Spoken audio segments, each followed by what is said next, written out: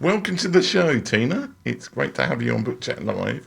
And for anybody who's going to rush into the comments to correct me for spelling your name wrong, it is Tina with two I's, isn't it? Yes. Thank you so much for having me on the show, Tim. Yeah. And you are a kind of LinkedIn author, and you are, is it Belgium? You're from somewhere in the I'm from Benelux countries. Estonia. Estonia? Yes. Oh, okay. And I'm Totally currently wrong. based in Brussels. Yes. Oh, that's why. Yeah, I remember you had a link with Belgium. Okay. Should we talk about the first book? Yes. Let's dig in. The first book is also the thickest one. It's written by Gabor Mate and his son Daniel Mate. And for people who have read or heard Gabor Mate talk, he's a psychologist originally from Hungary, survivor of the Holocaust and all those things that have to do with war. So he talks about trauma and how it affects our health and about trauma and also the myth of of the normal when it in a toxic culture. So I think he talks openly about subjects that we need to discuss openly about in the workspace, in the society in general. So I think it's a must read for anyone. It's not an easy read. It took me quite a while to get through it because it's not something you just read quickly through. You need to think about it and yeah, make changes how you see the world. So, what kind of effect did it have on your life? Did it help you kind of with trauma, or was it something that just made a real impression on you? I think his other books talk about the connection between the body and the mind and how the illnesses, how they come from the way we think, our self-talk, the stress. So everything that there is an explanation that a certain kind of illness, it's very typical, for example, in one certain group of people. So there is a connection with trauma and I think moving forward, people realizing how important that there actually is a connection, that it's not separate. What we think is what we are, I think. Okay. Shall we talk about the next book? All right. Which is Atlas of the Heart by Brene Brown even. She's been recommended a few times, but not this book. So why did you pick this book then? I think this one is the most beautiful book. I've read a lot of her other books. This one is like an encyclopedia of emotions. So how they are grouped and also showing what is the difference between, for example, empathy and sympathy, that they are closely related, but they don't serve the same purpose, and how one can be very, very dangerous and other is something that connects us. So if we have the vocabulary, the language, we know what we feel and can explain it, then it's easier to connect with other people. And it's impossible to read other people's emotions or feelings. So it really, we have difficulties identifying our own ones. So this one is really an atlas and it has very nice illustrations as well. And I have it always visible. Okay, well, show us some of the illustrations. Like cultivating meaningful connection. So it's really easy to understand. She brings a lot of examples. Yeah, those two books are from a book club, and I joined the book club because of this book. It's one of my favorites, and I'm like, oh, I would love to spend an evening talking about this book. Well, you've already mentioned about it tells you the difference between empathy and was it sympathy? I Yeah. was like, I completely Yes. forgot. Were there any other revelations that you got like from reading that book? There, Oh, there are so many false friends that you think this one will lead to connection, but actually it works the opposite way.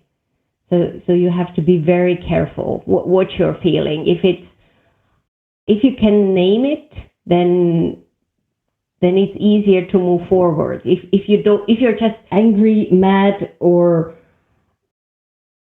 sad or happy, like if you only have a couple of feelings, which is the normal vocabulary that we have, then you don't get far. But if you can really, yeah, find if you're envious or if you're jealous, eh, then you know what's wrong and what does it like want to tell you. And if you're using the wrong word, you're not helping yourself to move in the right direction. If you just think you're angry, but actually there is something always beneath the anger. yeah, I think that's true in that it can be very easy to mislabel emotions, can't it? Well, yeah, it's not so necessarily mislabeling it. It's not like you think you're in love when you're angry, but there's reasons why you're feeling this way, and I think that sounds like this book is helpful in identifying that. Exactly. So there are 80, 85, or 87 different emotions. And so there is a lot to choose from Okay, yeah, start. to have a richer life. Yeah. I'll be hard pressed to actually list 83 emotions, to be honest, but I'm sure they exist. So, right, shall we go into the next book, Sure. which is There Are More Things by Yara Rodriguez Fowler. And one thing that doesn't show up on my description here is it's all in lowercase, the name of it, which is quite rare. Yeah, There Are More Things. Yes. This was a book that was gifted to me by another person who also loves books, and we think that the best gift is a book. And she read it, and I speak 9 languages, and this book is written in English, but there are a lot of things that are written in Brazilian Portuguese. So for me, I can read and understand the whole book, but I wonder how would be the experience if you don't speak the other language. So for me, that she chose this book for me, and she thought I would enjoy it, and of course I did. That this was so personalized, and I really loved the whole experience. It's a novel about two women. One of them is Brazilian, so and the other one has Brazilian parents but grown up in the UK. So going between the past and the present and learning about the culture and the relationship between those two friends in London. It's really, really exciting. It's a Sunday Times Fiction Book of the Year in 2022. Okay, so let's talk a bit about the Brazilian sections then, the Brazilian Portuguese Yes. sections. Are they long? Would you think that if you couldn't read Brazilian Portuguese, that because presumably if it's a Sunday Times bestseller, then there must be a lot of people who are reading it who can't read Portuguese. They are not long, but there are some parts that are just in Portuguese. So I was also thinking, like, how do other people do it? For me, it was just wonderful, and I could really hear the two people talking in a different language, and I could really identify with them. So yeah, I think it's the same thing when you hear music in different languages. Sometimes Yeah, it's just a melody, and it's a mystery. yeah. Well, it sounds like people who could speak English but not read Portuguese would probably have a better time than people who could read Portuguese but not read Oh yeah, English with the yes, book. definitely, definitely. And I already know who will get the book next. A friend of mine Yeah. who also speaks Portuguese, so Brazilian. Oh, okay. I thought you were given them a how to read Portuguese book beforehand as a present. Okay, let's go on to the next book, which is quite different, and is Content DNA by John Esperian, which has been recommended by your friend Gillian Whitney before. Yes, and this is really a book that I read for the first time 5 years ago, and it's a book that maybe you can see here. Oops, I don't know. I made notes, I made drawings. So there are pages that are like every page is underlined. So I've taken this book with me to holidays and read it because it has really changed the way I see marketing, personal branding, content creation. This is really like encyclopedia for me when it comes to content. And there is so much that I didn't even know I needed to know. So it's really about appearing consistently on different platforms and being the same. Like we met in person in Birmingham, and probably you recognized me from the videos before. I don't look different in real life than I do on video. So him really explaining how to do it in a very easy way and a very authentic way, using his own examples, how he did it, the mistakes, the learning experiences. It makes it a really wonderful book. And I also heard the audio version where he is reading the book, so that's a treat as well. Okay, so John is known as a LinkedIn expert, amongst other things. Is the book specifically about LinkedIn, or is it about content marketing or social media in general? It's in general as well. Like there are things, for example, changing your email signature or the picture that you have on Dropbox to have the same picture everywhere on all social medias. Like those things, he gives a checklist so you can check it and really take action. That's I think the best part of his book. Yeah. Well, I mean, I've seen him speak quite a few times, obviously, Uplift Live, and I mean, he's a very clued up speaker. Obviously met John quite a few times as well. Okay, shall we talk about the next book, which I have no idea what it is, but it will be, The Mole, the Boy, the Mole, the Fox, and the Horse by Charlie Mackesy. Yes, Hopefully I pronounced his name correctly. So, why this book? this book it was a gift to me, and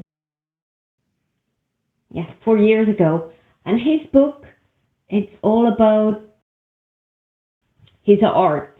So I think there is one page that is only writing, but the rest is sentences with drawings.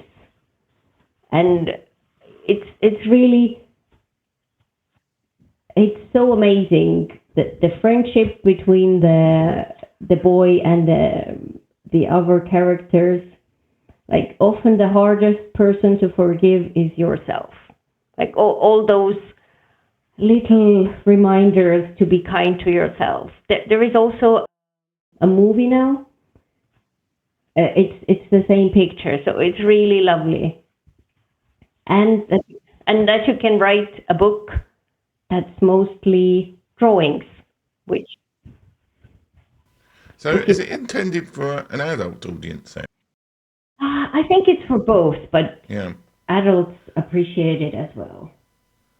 It looks very beautiful, doesn't It it, in is. terms of like the whole. It's about love, kindness, and friendship.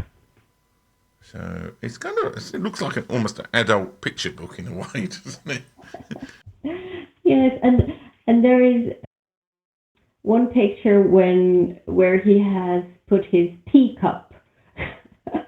So there is the mark from the teacup that's here, and then he has drawn around it. So yeah, this one. Is it the moon? Asked the boy. It's a teacup stain, said the mole. And where there is tea, there's cake. So cake is also very important in this book, and I agree totally. So that it's really not drawn by artificial intelligence. It's a real teacup. That's good. Okay, shall we go on to the next book? Switching back context-wise, we're now talking about The Magic of Employee Influence by... the trouble is, I've met both these ladies at Uplift Live. It's by Ivana Brutenik and Kristina Kovachikova, and we both met them. Yes. They were from Slovenia, if I recall correctly. So, why do you love this book then? I work as a headhunter, and one of the things that I always like to talk about is employee influencing and employee advocacy. And they have written a book which explains how to do it. So they work as consultants. They help many companies, international companies like Microsoft. So they have all those tips and strategies, how to do it and how to do it well, and what is a good program, what is not. And it makes my life so much easier when a company has a program in place, meaning to attract talent. If they see that a company is present on LinkedIn, for example, and people are talking among themselves, they're going to events together, they have pictures of real people talking about their experience at work, why they have stayed there for a long time, or what motivates them. It's so much easier to attract people to work there, because people want to see other people. This is not something that comes naturally. People are reluctant to post on LinkedIn or to comment or to engage. But yeah, so they really explain how to do it, and this is a really the best practices with concrete examples, business cases, and every chapter in the end, it has a summary and top tips, ambassadors, action steps. So it's really easy to take action afterwards and make changes for the better, to get more revenue, you have to work less with marketing if you're doing employee advocacy, right? And also with recruitment. Yeah. I mean, it's a long time since I've worked in corporate, so to speak, but I remember, I can imagine why a lot of companies aren't very good at employee advocacy, because the employees are afraid if they post the wrong thing, they'll be told off by the company. But then again, you don't want the situation. I think it was Sarah Clay on another show. I was talking. She's a LinkedIn expert, and she was saying that some companies give their employees posts to post, and that's not them advocating for the company. That's them being told to post this post about the thing.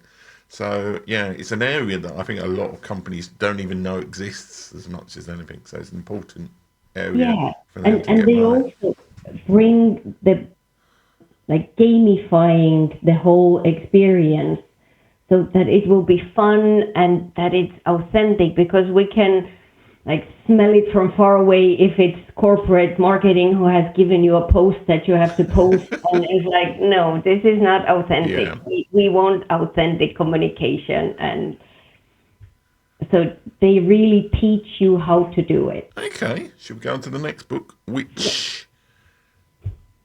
Oh, I was going to say it's by you, but it's not by you. It's by a former guest who may have recommended you as a guest. Stand Out in Your Job Search with Video by Gillian Whitney. So, Why this book? I think stand out in your job search with video.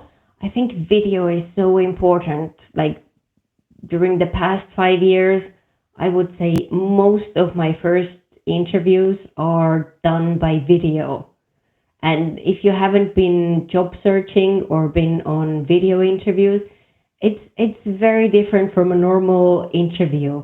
So you have to be prepared, and it it can be so stressful, and when you're nervous, you can really benefit from preparing in advance.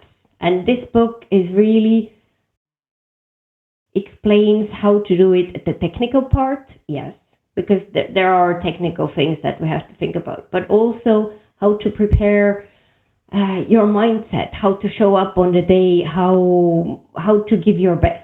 So, and it's quite quick to read it, and It's always good, yeah. yes, and when you need it, you can get it on Amazon and make like how you can stand out, because most candidates make the same mistakes on job interviews. So if you haven't done any video interviews and you're going to one, then I think it's a good read. Is it just for video interviews, or is it Yeah. also using videos as a way to kind of pitch yourself? Well, that too, but mostly video interviews. The Yeah. pitching, like they say that resumes or CVs are done. Now it's only the videos. No, you still need a Yeah. resume, and the videos. I've seen a few, but they have to be really, really good. Otherwise, especially if they're too long, you're not helping yourself. I think that's very true. Okay, shall we go on to the next book, which is Your Voice Matters, Present from the Heart by Gillian Whitney and by you, Yeah. Tiina with two eyes. So, why did you tell us about yours? Gillian, a couple of weeks ago on the show, was talking about it from her point of view. Now we talk about it from your point of view. So we were both speakers with Gillian Whitney on Uplift Live in Birmingham, and then we prepared for the talks together. She's living on the other side of the world, but with video we connected and helped each other to prepare for the event. And it's a collaboration that it was quite unexpected that we wrote the book. We just decided, let's share our learning experiences for other people, how we did it from our personal point of view, sharing what we learned. So it's not a theoretical book. It really,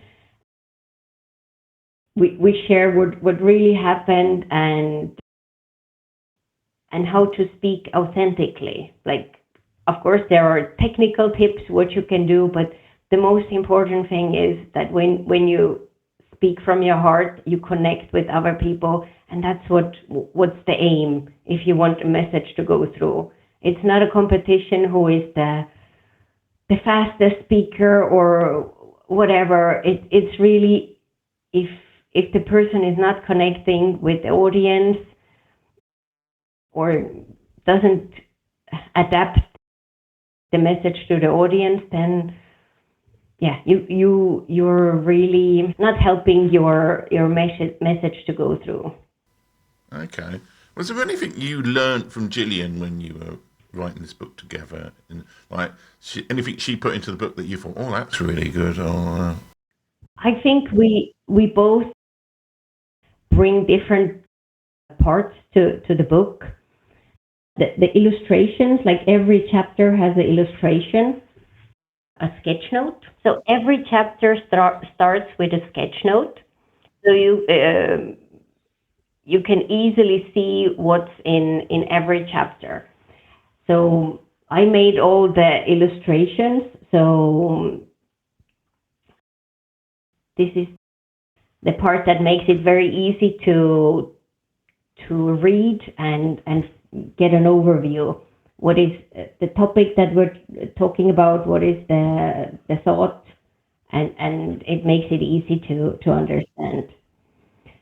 And Gillian is very good with words, so we kind of complement each other in that way. Yeah. Okay, that's you are renowned for your little sketch drawings. I think you show them in your presentation As well. Do these little Yes. Yes. drawings. So there are chapters about which images to use and all the preparation for them when you're presenting. Would you say it's helpful for somebody, if somebody was doing a presentation for the first time, would it be helpful to them? Especially helpful for those who are doing a presentation for the first time, but also other speakers have told us that they read the book on a flight before their speech and that they could get some tips that were valuable. So it's about also personal branding. It's about the follow-up afterwards, where the goal is. So everything that goes into it. Color analysis, what to wear, and a lot of tips. Yeah. Okay, should we go on to the next book, which is a first for this show, in the first Spanish language book, but also a first, it's the Spanish language of a book. We're going to talk about the English version next. So, this is your book. Do you want me to have a go at pronouncing it, or you're going to pronounce it correctly? Well, the English version, it's how to be found by recruiters on LinkedIn, and in Spanish, it's cómo hacer que los reclutadores te encuentren en LinkedIn. Spanish is not one of the 9 languages that I speak yet. But I had it translated into Spanish because it's one of the largest languages in the world. So I wanted the information to be available also for people who don't speak English. And how was that translation process? Were you approached by somebody to translate it, or did you? I was approached by a translator, and all the sketch notes. So every chapter has illustration in front of it, and they are also translated in Spanish. So that was the biggest challenge, to get everything right in different languages or in Spanish. Which I was thinking if I would keep the sketch notes in English, but I decided to go all in and everything in Spanish. So yeah, I think on translate it, you might as well. Otherwise, you're in the situation with that other book where half of it's in one language and half of it's in another. Well, shall we talk about the English version, and then I've managed to, and then we can run it on I can run on the clip for the Spanish. The people and the Spanish people will eventually see. I'll put this bit on as well for the Spanish people, so they can find out what the book is about on the English side, if that makes any sense. Yeah. So, why did you write this book, and who's it for? So the book is called How to Be Found by Recruiters on LinkedIn, and I work as a headhunter, and I use LinkedIn every day to find talent. I worked over 20 years in executive search, and every day I get the same questions. And what is how to be found by recruiters, because that's what everyone wants on LinkedIn. They want to be found by a recruiter, or you don't have to look for a job, but as an entrepreneur, you want to find clients. So this is really how to use LinkedIn in a correct way from a point of view of a recruiter. There are so many myths from people who don't use LinkedIn Recruiter, which is a special version of LinkedIn, which I pay over 10,000 euros per year to have access to. So the tips that I give in the book helps you to put in the right skills and everything that you need to be found, because that's what LinkedIn does. It works as a search engine, and when I'm asleep, LinkedIn finds candidates for me so that I will look in the morning and contact them. Yeah. I mean, I didn't appreciate this was actually something I found interesting about your talk at Uplift Live, that there's this really stupidly expensive version interface to LinkedIn where you, as a recruiter for a big company, you use it and it's got all these special features. So, not meaning to give away too much from you, but what are some of the basic things that people get wrong in terms of how recruiters are actually looking for people on LinkedIn? I think there are a couple of things.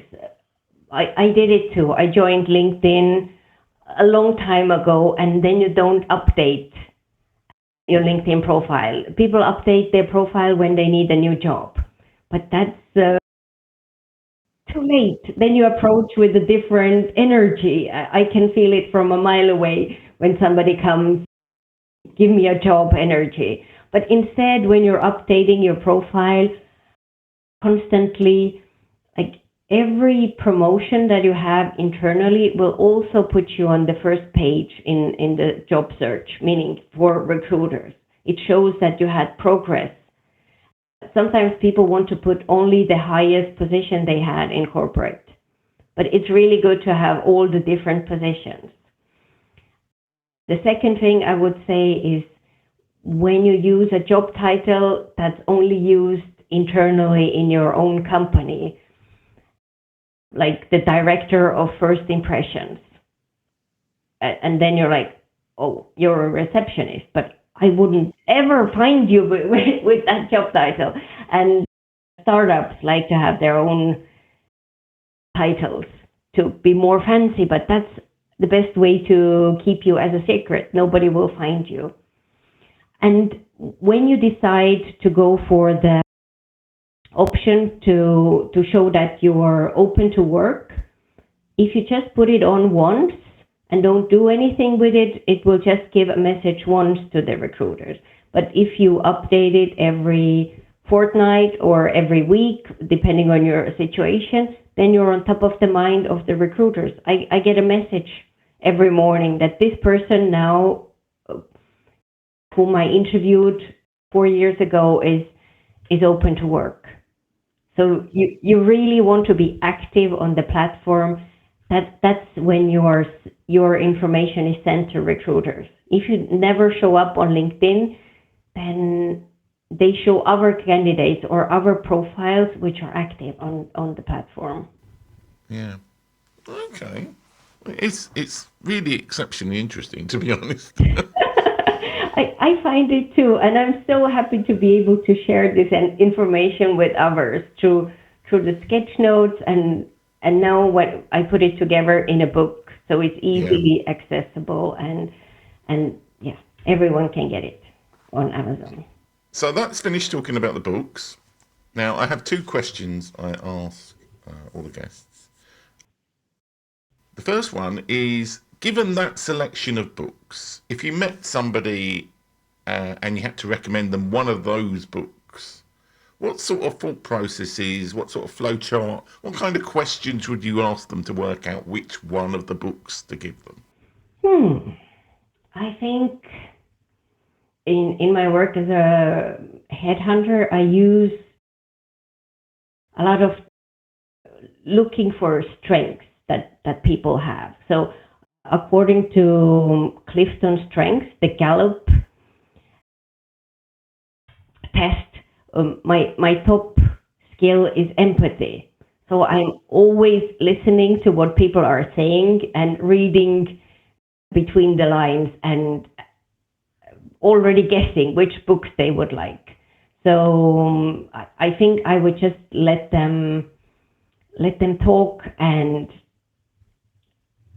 yeah, no, if they speak Portuguese, I would recommend them this book. If they speak Spanish, or depending on what where they are in their life and in which context we meet. So it's really, I think, when you give a book, it really needs to be the right one. It's a challenge to find the right book for the right person, which I enjoy a lot to do. Yeah. Okay, so you would be like just responding to what they presented to you rather than like, do you like fiction? Do you like non-fiction? I suppose if, you could ask them if they speak Portuguese. That's probably the sometimes, like, I'm always talking about John Experience book, how much it helped me, and then I gift it to my friends. They're like so tired of hearing about it, and then they really like it. But I like to talk about it first and see if they like it, and if they would want to read it. Okay, and the other question I ask, and obviously you've written several books in multiple languages, but what is the next book you're thinking about writing? Is there a next book? And is there a book that you think you will write at some point, but you're not ready to write it yet? Okay. Yes. So a year ago, I launched the first book on the Uplift Live conference, and it was really like having a baby. So it took much more time and effort to write it, and then quickly we decided with Gillian to write another one. And then I think there will be more books coming. I think one that I work as a career coach as well, so I coach candidates how to prepare for interviews. I would like to write a book about it, because it's sometimes people say, oh, I will go to the interview and I will see what happens. No, don't ever do it, because it's a small world and you don't want to leave that impression. So what the tips that I'm giving to my private clients, I want to share that in a book, in a way that's easily accessible, where you can take action and feel more hope. Because sometimes when you are in a job search and it's taking longer than you want somebody to be there in your corner and cheer on you. And this is what I would like to do in a book, in the next book. Okay. So thanks so much for being the guest on the show. But before we finish, talk a little bit about what you do, just in case anybody does want like a career coach, or somebody is interested in interview techniques and stuff. So how can people find you and get in touch with you if they're interested in that? The easiest way is probably on tiinajarvet.com, on my website, or on LinkedIn. The same thing, Tiina Jarvet. This is where my network is, where I give tips how to prepare for interviews, and it's really the preparation. And we think we have to do it alone, and if you haven't been on job interviews for a long time, then it's better to do it with a coach. And I also work as a headhunter, meaning I look for international talent for multinational companies in Belgium and in other countries globally. So it's a good idea to connect with me on LinkedIn, mentioning this conversation, and see where it takes you. Yeah. So what is there any particular role that you're looking for? Like, are you in like pharmaceutical technicians or something, or don't you want to reveal that, or is it just like they just come and say, can you find us this rare talent kind of thing? It's top management positions. Yeah.